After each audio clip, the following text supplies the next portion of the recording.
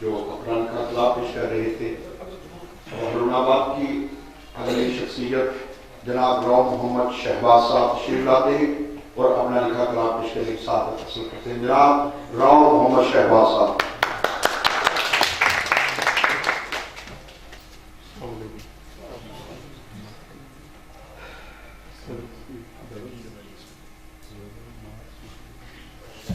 یہ غزل ہے،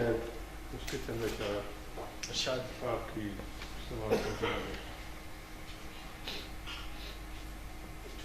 ہماری بستی کے گپ اندھیروں میں ایک خرابے کا نام دکھ ہے،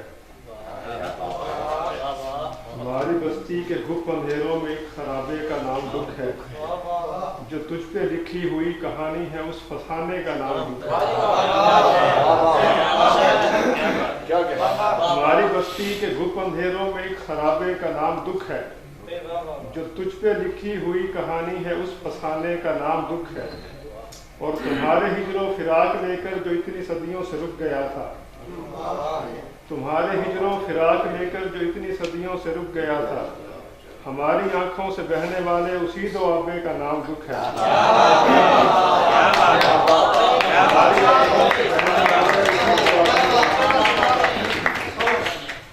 تمہارے ہجر و فراق لے کر جو اتنی صدیوں سے رک گیا تھا، ہماری آنکھوں سے بہنے والے اسی دو آبے کا نام دکھ ہے، اور میں جن مچھیروں کی راجدھانی میں ایک عرصے سے رہ رہا ہوں، میں جن مچھیروں کی راجدھانی میں ایک عرصے سے رہ رہا ہوں، انہی غریبوں کے ایک دریا کے ایک کنارے کا نام دکھ ہے۔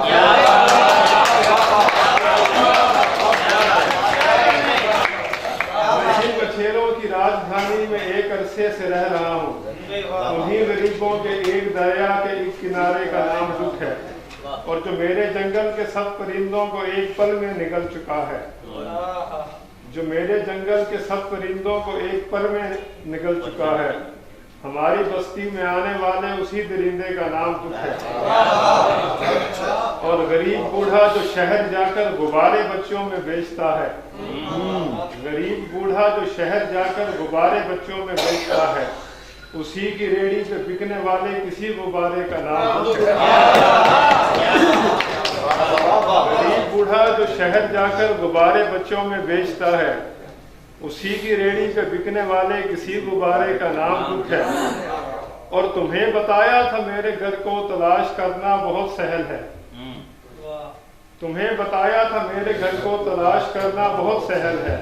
میں جس علاقے میں رہ رہا ہوں اسی علاقے کا نام دکھ ہے۔ تمہیں بتایا تھا میرے گھر کو تلاش کرنا بہت سہل ہے،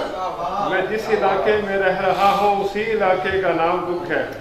اور ہمارے گھر کے جس ایک کمرے سے باس آتی ہے آنسوؤں کی، ہمارے گھر کے جس ایک کمرے سے باس آتی ہے آنسوؤں کی، اس ایک کمرے کے ایک بستر کے ایک سرہانے کا نام ہے۔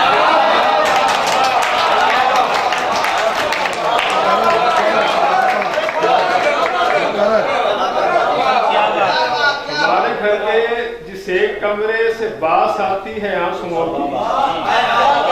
ہمارے گھر کے جس ایک کمرے سے باس آتی ہے آنسوؤں کی، اس ایک کمرے کے ایک بستر کے ایک سرہانے کا نام دکھ ہے، اور غریب بوڑھا جو شہر جا کر غبارے بچوں میں بیچتا ہے، اسی کی ریڑھی پہ بکنے والے کسی غبارے کا نام دکھ ہے۔ میں جن مچھیروں کی راجدھانی میں ایک عرصے سے رہ رہا ہوں،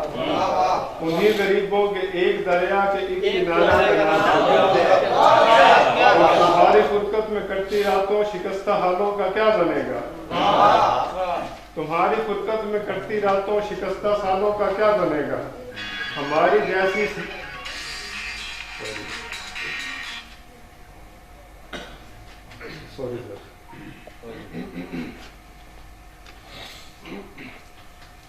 تمہاری فرقت میں کٹتی راتوں شکستہ سالوں کا کیا بنے گا، ہمارے جیسی سسکتی روحوں خراب حالوں کا کیا بنے گا، تمہارا چہرہ ملا نہ مجھ کو تو کیسے تازہ غزل کہوں گا، تمہارا چہرہ ملا نہ مجھ کو تو کیسے تازہ غزل کہوں گا،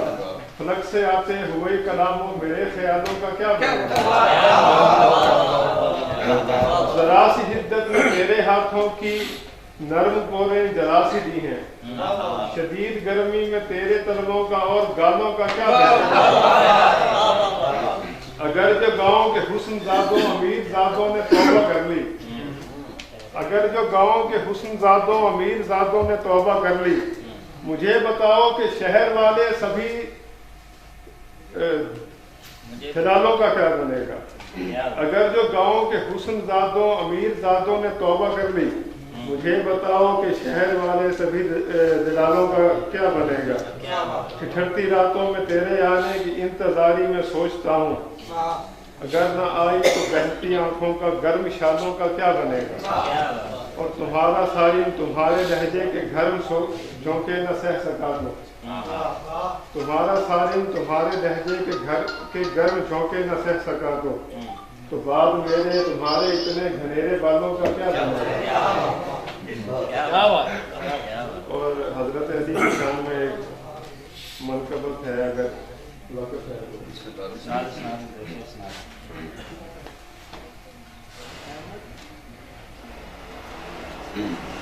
उमर के साथ मोहब्बत है हूँ गदाए अली,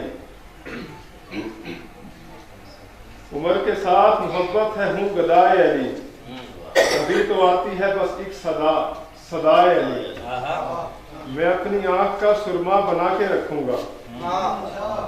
मैं अपनी आंख का सुरमा बना के रखूंगा, जो मुझ गरीब को मिल जाए खाके पाए अली। और सुला के मौला अली को नबी के बिस्तर पर, नबी के साथ चला और फिर खुदाए अली। कोई सवाल है ऐसा जो फर्श वालों ने अली से पूछा हो और हो भी मावराए अली। कोई सवाल है ऐसा जो फर्श वालों ने अली से पूछा हो मावराए अली। मैं ऐसी जिक्र की महफिल में बैठता ही नहीं जहाँ पे जिक्र हो और जिक्र भी सिवाय अली।